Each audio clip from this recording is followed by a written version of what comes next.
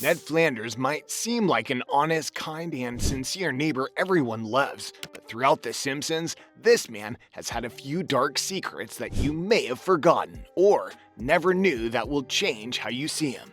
Just like the fact that being the devil is his calling. The devil.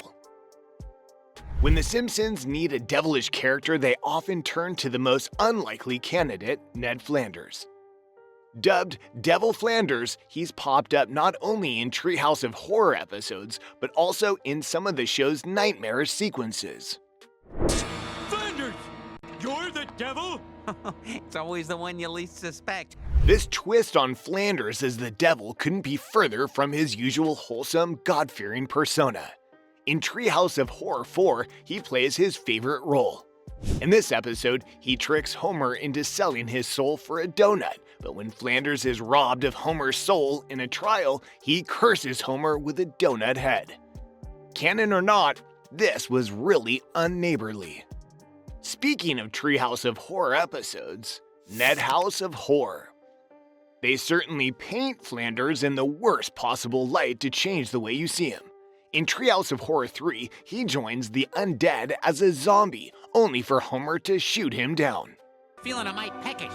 Mind if I chew your ear? By Treehouse of Horror 5, Flanders has upped the dystopian ante, ruling over a bleak future complete with re-education camps, where Springfield residents are lobotomized into perfect little citizens. Okay, everybody, let's see some big smiles. Treehouse of Horror 10 goes full horror movie mode, with Flanders turning into a werewolf who, shall we say, aggressively deals with people who accidentally try to kill him. Guess I forgot to put the fog lights in. I better pull over and play it safe. In Treehouse of Horror 22, we get a dark twist on Flanders, where he takes on a chillingly familiar role, Dexter-style vigilante. Driven by what he believes is the voice of God, which in classic Simpsons irony turns out to be Homer, Flanders embarks on a spree, targeting Springfield residents like Mr. Burns and Snake. Fully equipped with deadly weapons and zero hesitation, he goes on a brutal mission to cleanse Springfield. Thankfully, as with all Treehouse of Horror episodes, this gruesome storyline is safely non-canon. But it still raises a pretty wild question. Just how far would Flanders go if he really believed he had a sign? He secretly despises Homer. You know Ned has actually been married 3 times, conceals the fact that he's 60, and even buried his late wife's cherished ficus plant. And yet, these secrets barely scratch the surface. There are even more secrets he'd probably rather keep hidden from the residents of Springfield and from us as viewers, just like the fact that he secretly hates Homer. In the show's usual setup, his feud with Homer is mostly one-sided, with Ned's reactions falling within the realm of passive aggression. But you see, due to Ned's turn-the-other-cheek Christianity, he paradoxically breeds a holier-than-thou character trait that just gets on Homer's nerves. Dare I say, my nerves too. It makes it hard to discern if he genuinely likes Homer or if he's just trying to make heaven. The dynamic between them is complex sometimes. Ned turns a blind eye to Homer's behavior while other times he pushes back, and the only time Ned pushes back is when Homer's cup overflows. Do you have a problem with the way I'm coaching? In Black-Eyed Please, Ned even punches Homer.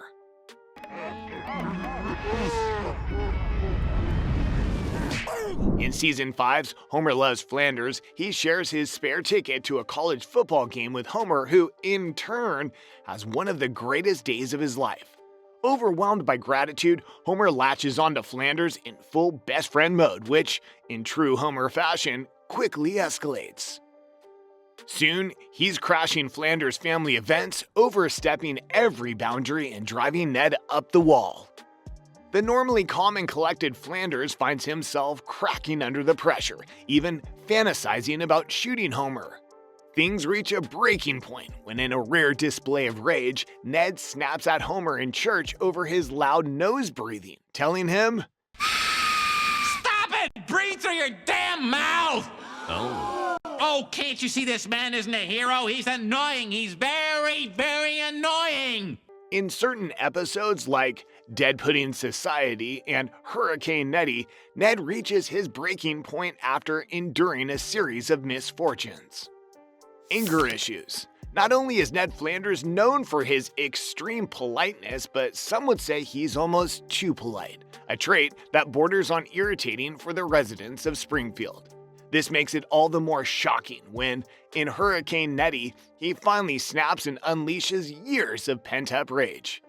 After a hurricane destroys his home, and only his home, he begins to question his faith. His neighbors come to his aid, however, and rebuild his home. Unfortunately, they do an absolutely terrible job, and the home ends up collapsing.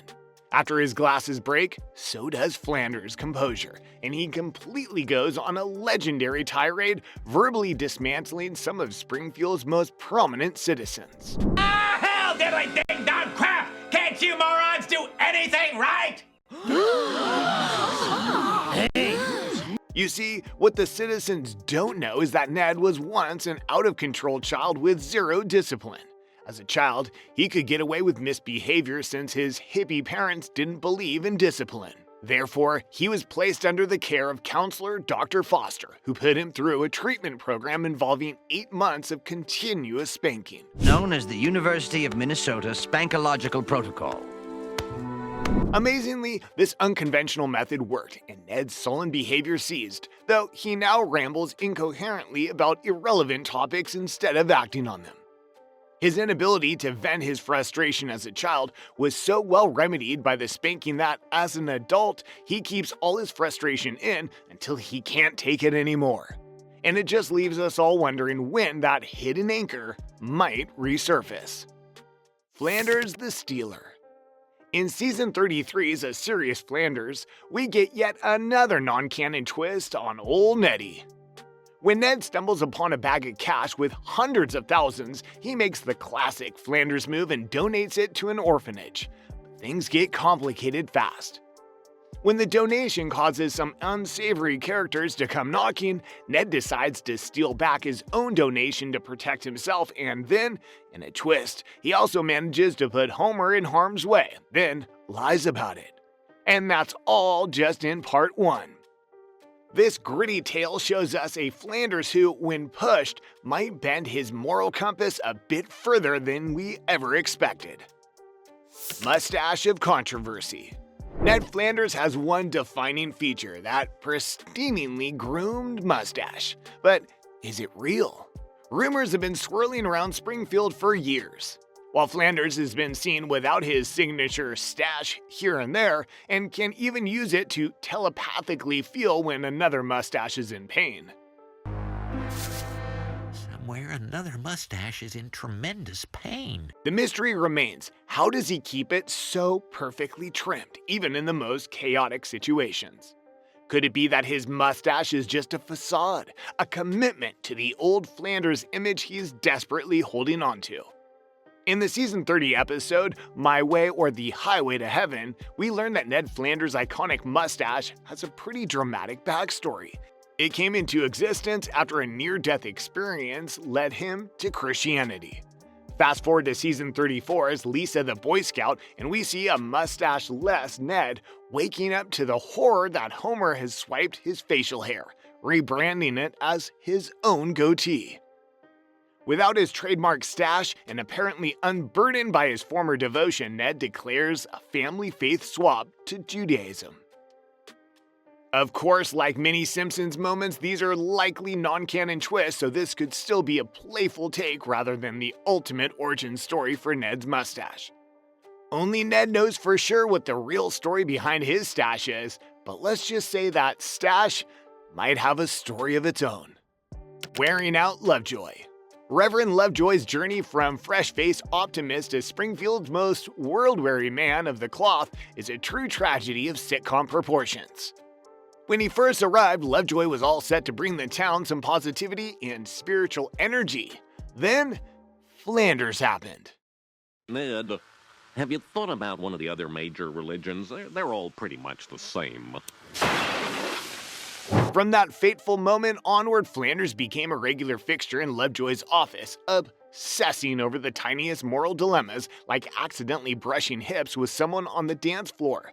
Over time, all those phone calls, pep talks, and consultations from Ned chipped away at Lovejoy's spirit, leaving him the deadpan, uninterested reverend we know today. In a way, it's not just a character arc, it's an endurance test in dealing with Springfield's most morally intense neighborino. Baptizing Bart and Lisa. Usually Ned Flanders takes a live and let live approach with The Simpsons, offering Homer a bit of friendly advice here and there, but generally sticking to his own business. However, in Season 7's Home Sweet Homedy Dum Doodly, he crosses a major boundary when he and Maude temporarily gain custody of Bart, Lisa, and Maggie. Upon discovering that none of the kids have been baptized, Ned decides to take matters into his own hands. Just as he's about to complete the baptism, Homer and Marge intervene, putting a stop to it. While Ned's intentions come from a good place, deciding to baptize someone else's kids is definitely a step too far, and Homer and Marge had every right to step in. Adulterous Neddy. Marriage is a core part of Ned Flanders' belief system, but that didn't stop him from taking a spontaneous detour down the aisle in Las Vegas. In Season 10's Viva Ned Flanders, Ned turns to Homer to help him embrace a more impulsive lifestyle. Things escalate quickly, and after a night of drinking and gambling, the two wake up to discover they've both married the waitresses from the casino. Who are you? Who am I?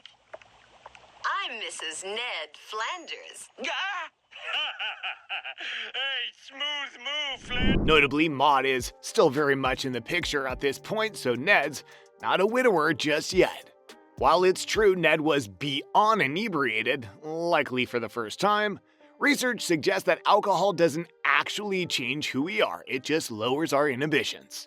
So, as much as Ned would like to blame his new bride on a drink-induced gaze, it was still Ned who walked down that aisle with Ginger. The alcohol just made it easier for him to ignore the little voice in his head that usually says, no. Don't ignore the voice in your head telling you to subscribe to my channel, and I'll see you around.